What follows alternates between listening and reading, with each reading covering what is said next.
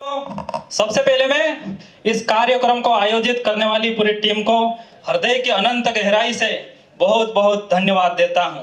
साथियों, और मैं धन्यवाद देना चाहूंगा श्री डॉक्टर हीरालाल अलावा जी का, जिनके अथक प्रयास से हमारे समाज में छुपे हुए हुनर को संवारने और निखारने का इस मंच के माध्यम से अवसर मिला। और मैं जयस के उन सितारों को धन्यवाद देना चाहूंगा जिनके दिन रात की मेहनत से हम यहाँ पर एकत्र होकर हमारे समाज के बारे में और हमारी पावर के बारे में आज हम यहाँ पर चर्चा कर रहे हैं। साथियों, सबसे पहले मैं आप सभी से एक सवाल पूछना चाहूंगा, क्या हमारा संविधान एक कागज का बंडल है या फिर हमारे जीवन देने वाले, हमारे जीवन को ताकत देने वाले शक्ति या किताब है?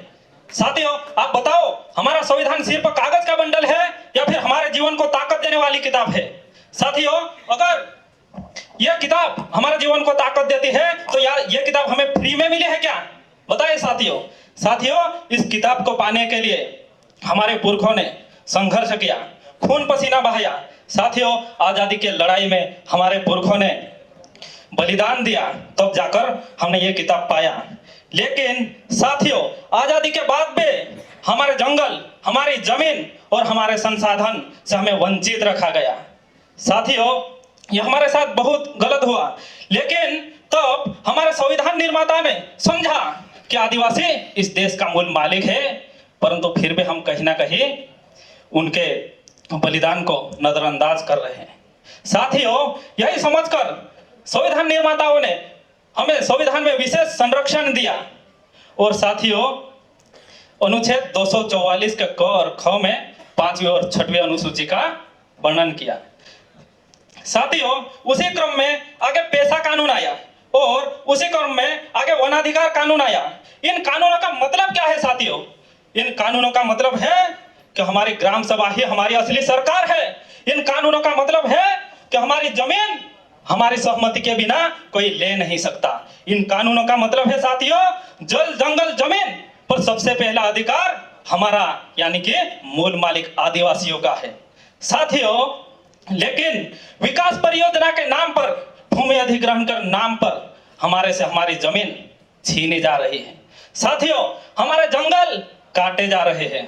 साथियों, हमारे संसाधनों पर अन्य जातियों का कब्जा होता जा रहा है, परंतु हमारे बेरोजगार युवा बस देख रहे हैं, चुपचाप बैठे हैं। लेकिन साथियों, यही सिलसिला चलता रहा तो हमारा क्या होगा? हमें सोचने की जरूरत है। इस प्रकार के मंचों का, इस प्रकार के कार्यक्रम का आयोजन करने की जरूरत है और उसमें हमारे हक और अधिकारों के बारे में बात करने की जरूरत है। साथियों, इतना कुछ हो रहा है तो क्या हमें चुप बैठना चाहिए? बताइए आप, हमें चुप बैठना चाहिए क्या? हमें चुप नहीं बैठना चाहिए। साथियों, हमें हमारे अधिकार के रक्षा करना होगा, उसका पहरेदार बनना होगा। साथियों, उनका रखवाला बनना होगा। साथियों, हम हमारे संविधान को एक हथियार के रूप में इस्तेमाल करेंगे। साथियों, एक नारा लगाएंगे, संविधान की रक्षा कौन करेगा? संविधान की रक्षा कौन करेगा? हम करेंगे, हम करेंगे। साथियों, संविधान की रक्षा हम करेंगे तो कैसे करेंगे? साथियों, आज हम सब एक संकल्प लेंगे कि हमारी असली सरकार हमारी ग्राम सभा है, तो हमें हमारी ग्राम सभा को मजबूत करने की आवश्यकता है। साथियों, हम ये संकल्प लेंगे कि हम हमारे अधिकार का इस्तेमाल करेंगे। अगर साथियों हमारे अधिकारों से छेड़छाड़ी हुई, कोई हमारे अधिकार को छीनने की कोशिश किया, तो साथियों हम कानूनी और लोकतांत्रिक दायरे में रहकर डटकर उनका मुकाबला करेंगे। और साथियों, यह लड़ाई सिर्फ जमीन या संसाधनों की लड़ाई नहीं है, यह लड़ाई हमारे अस्तित्व की लड़ाई है, यह लड़ाई हमारे अस्मिता की लड़ाई है, यह लड़ाई हमारे हक, हमारे अधिकार की लड़ाई है।